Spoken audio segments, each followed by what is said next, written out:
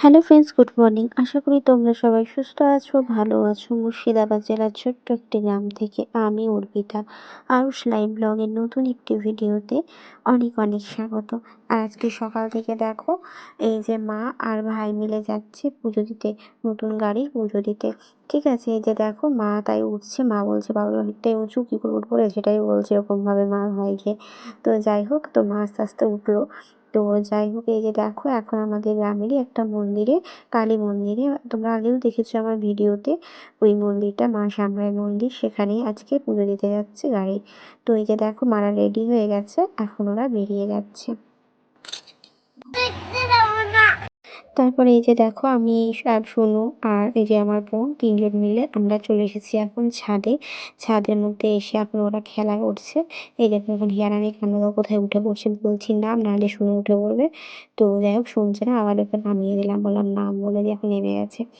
তো এইদিকে দেখো আজকে হচ্ছে যেহেতু সানডে, সেই জন্য এখানে অনেক কিছু কাপড় চোপড় কাচা হয়েছে, সেই জন্য ছাদেও কিছু মেলে দিয়েছে। আর এখানে দেখো আমাদের আমড়া গাছটাতে কত আমড়া ধরেছিল, তোমরা আগেও দেখেছিলে, কিন্তু এখন আমড়াগুলো কত দেখা যাচ্ছে দেখো, কারণ পাতাগুলো সবই ঝরে গেছে। তারপর এই আমড়াগুলো সবই চোখে পড়ছে, তাই না বলো? এখন কত আমড়া ধরে আছে দেখো, এবার কিন্তু আমড়াগুলো সব পেকে যাচ্ছে, দেখতে বেশ মজাই লাগছে, তাই না বলো? যেহেতু আমড়া গাছের পাতাগুলো নীল। আর এই সাইডের পরিবেশটা আগেও দেখেছো তোমরা, কতটা সুন্দর লাগছে। এরা এখন খেলা করছে দেখো।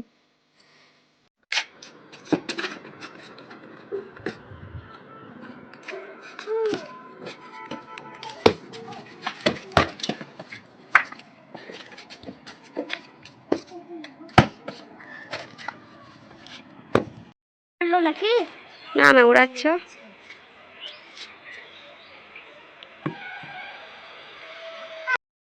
পাশের বাড়ির একটা ছাদে দেখছি একটা বাচ্চা ছেলে ঘুড়ি উড়াচ্ছে, সেটাই শুনুকে দেখাচ্ছিলাম। আর এখানে মা আর ভাই চলে এসেছে পুজো দিয়ে, তারপর আমাকে ডাকলো যে একটু ছবি তুলে দে। আর এখানে দেখো আমার শুনুকে একটু চান জল দিয়ে দিচ্ছে মা, মানে শুনুকে হিয়াকে দুজনকেই দিচ্ছে, কিন্তু শুনুকে একবার দিল। তারপর শুনু খেতে খুব ভালো লেগেছে, তারপর মাকে বারবার বলছে আবার দাও। আসলে আমাদের এখানে যে শ্যামলাতলার মন্দিরের চান জলটা, সেটা কিন্তু খেতে খুব সুন্দর হয়, মানে খেতে খুব ভালো লাগে। তো যাই হোক, তো সবাই যেন একবার খেলে মনে হয় যেন আবার খায়, তো এরকম ব্যাপার। তো দেখো এখানে মা প্রসাদ বের করে নিচ্ছে।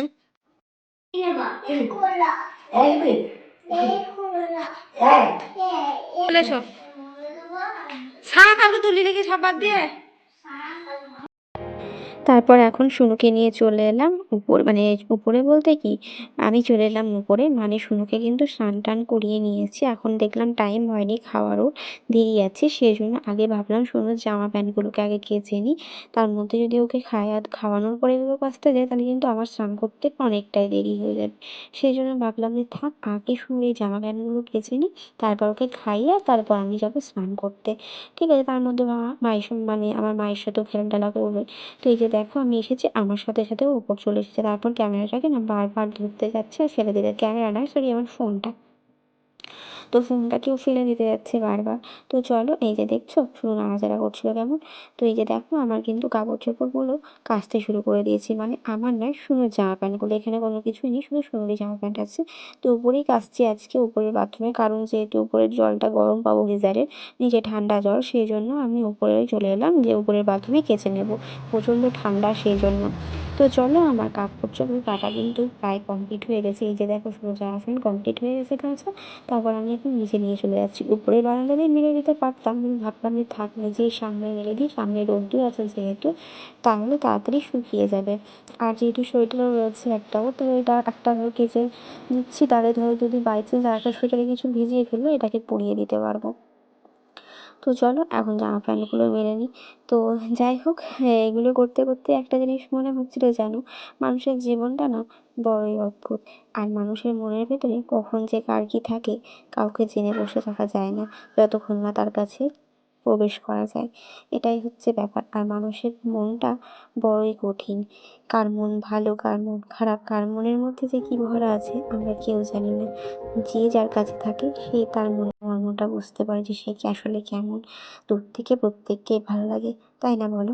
তো আমাদের মানুষটা মানুষের জীবনটা এরকমই, আমার তো এটাই মনে হয়। তো বলো আমি ঠিক বললাম না ভুল বললাম? তো চলো এখন দেখছো যে শুনকে কিন্তু খাবারটা খাইয়ে নিচ্ছি। খাবার খাওয়ানো কমপ্লিট হয়ে গেছে, এখন কিন্তু আমি ওকে এখানেই খাওয়াই। যখন যেখানে মনে হয়, এখন ওর এই জায়গাটাই হয়েছে খাওয়ার জায়গা, বেশ অনেক কয়েকদিনই হলো। মাঝখানেও আমাদের নিচের ডাইনিংয়ে খেত, তার আগে উপরেই খেত।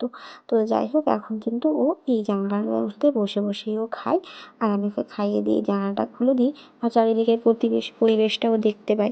তো বেশ ভালো লাগে ওর। তো চলো এখন ওই জলটাও খাইয়ে নিলাম ওকে, তারপর আজকে নিচে চলে যাচ্ছি এখন। তো যেটা বলছিলাম, কি বলতো, মানুষের জীবন না বড়ই অদ্ভুত, কখন কোন দিকে পরিবর্তন হয় বোঝা বড়ই কঠিন। তার থেকেও বড় কঠিন কি জানো, একটা মেয়ের জীবন, একটা মানুষের মন বোঝা বড়ই কঠিন, তাই না বলো? তার মধ্যে একটা মেয়ের জীবন যদি একটা ভুল জায়গায় গিয়ে পৌঁছে যায় না, তাহলে কিন্তু জীবনটা বড় কঠিন হয়ে দাঁড়ায়। কারণ ভুল মানুষের কাছে পৌঁছে গেলে জীবনটাই কেমন একটা ভুলে ভরে যায়, তাই না বলো? তো এরকম হচ্ছে ব্যাপার, কারোর মন তখনই বোঝা যায় যখন না কাছে পৌঁছায়। তাই কখন যে কে কার জীবনে গিয়ে পড়বে সেটা বড়ই কঠিন বোঝা, তাই না? তো যাই হোক, তো চলো এই যে দেখো, এখানে এখন আমি চলে এলাম, জামা কাপড়গুলো কাচা তো হয়ে গেছে দেখতেই পেলে, কিন্তু আজকে আমি করবো মাথায় স্নান, মানে চুলে শ্যাম্পু করবো। সেই জন্য আমি উপরে এসে একটা ছোট্ট বালতি, যেহেতু জলটা অনেকটাই গরম আছে সেই জন্য অল্প করে জল নিয়ে চলে যাচ্ছি, যেহেতু জল বালতিটা ছোটো, আমি নিচের বাথরুমে নিয়ে চলে এলাম। কারণ কী বলতো, নিচের বাথরুমে আমি শ্যাম্পু করবো, আর চুলে তো গরম জল দেওয়া ঠিক না, সেই জন্য অল্প করে বালতিতে গরম জল নিয়ে এলাম, যেটা গায়ের মধ্যে দেবো সেই জন্য। আর নিচে এসে স্নান করলাম, তার কারণটা কি জানো, আমাদের নিচের বাথরুমের একটা কলে খুব জোরে জল পড়ে, যার জন্য চুলে শ্যাম্পু করাটা খুব ভালো হয়। সেই জন্য আমি না নিজের বাথরুমে শ্যাম্পুটা করি। উপরের বাথরুমে আমি কখনো এমনি খুব কমই স্নান করি, শীতকালেই যা একটু স্নান করি, যেহেতু গিজারটা রয়েছে তাই জন্য। তো চলো আমি মাথায় শ্যাম্পু করে চলে এসে একটু ফ্যানটা চালিয়ে একটু ঝেড়ে নিচ্ছি। তো তাদের বড় বড় চুল বা এমনি নর্মালও চুল, তাদের জন্য বলি, যেন শীত হোক আর গ্রীষ্ম হোক, স্নান করে এসে চুলটা যখন তোমরা তোয়ালে থেকে বা গামছা থেকে খুলবে না, তারপর একটু ফ্যানের তলে একটু ঝেড়ে নেবে, দেখবে চুলটা অনেকটা ভালো লাগবে। তো যাই হোক, আমি একটু এইভাবে ঝেড়ে নিই হালকা হাতে হাতে করে, তারপর কিন্তু আমি বেশ কিছুক্ষণ পরে চুল আঁচড়াই। তো দেখবে চুলের জটটা অনেকটা তাড়াতাড়ি ছেড়ে যায়, চুলের জটটা অনেকটা লেগে থাকে না। তো চলো আমার কিন্তু চুল ঝাড়াঝাড়ি প্রায় কমপ্লিট হয়ে গেছে, এখন একটু চুলটা ঢেকে নেবো, চুলের চিরুনি মানে চুলটা আঁচড়াবো এখন না, বেশ কিছুক্ষণ পর। তো শুধু কি, এখনও আমি কিন্তু ফুল প্যান্ট পরিয়ে দিইনি, হাফ প্যান্ট পরে আছে, কারণ সারাদিনই তো ফুল প্যান্ট পরে থাকে, সেই জন্য আমি কিন্তু এখন আর ওকে ফুল প্যান্টটা পরালাম না, হাফ প্যান্টই পরিয়ে রেখেছি। হ্যালো, ওটা কি হচ্ছে, দাঁতটা ছি ছি ছি দিলে বলছে। হ্যালো গিফট, হ্যালো গিফট, বলো এদিকে বলো, বলো ভালো আছো? ভালো আছো, ভালো আছো। ই তো নাটক দেখি দাও।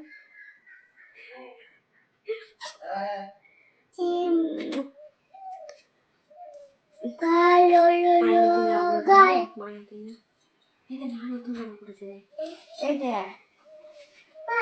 আর এদিকে দেখো হয়ে গেছে রাত্রিবেলা, প্রায় 10:30 বাজতে যাচ্ছে, আমার শুনে এক বোতল জল গোটা ঘরে মেঝেতে ফেলে দিয়েছিল, তাই মা এক্ষুনি মুছলো, কি অবস্থা দেখছো পুরো ঘরটার। তো চলো বন্ধুরা, আমার ভিডিওটা যার যার ভালো লেগেছে তারা প্লিজ একটি লাইক করে দিও, ভিডিওর কোনো অংশ ভালো লেগে থাকলে অবশ্যই কমেন্ট সেকশনে কমেন্ট করে জানিও। যারা আমার ভিডিও দেখছো কিন্তু তোমরা সাবস্ক্রাইব করনি, আর আমার চ্যানেলে যারা নতুন তারা প্লিজ একটি চ্যানেলটি সাবস্ক্রাইব করে দিও। যারা ফেসবুক থেকে দেখছো তারা ফেসবুক পেজটি ফলো করে দিও। সবাই সুস্থ থেকে দেখা হবে নেক্সট কোনো ভিডিওতে।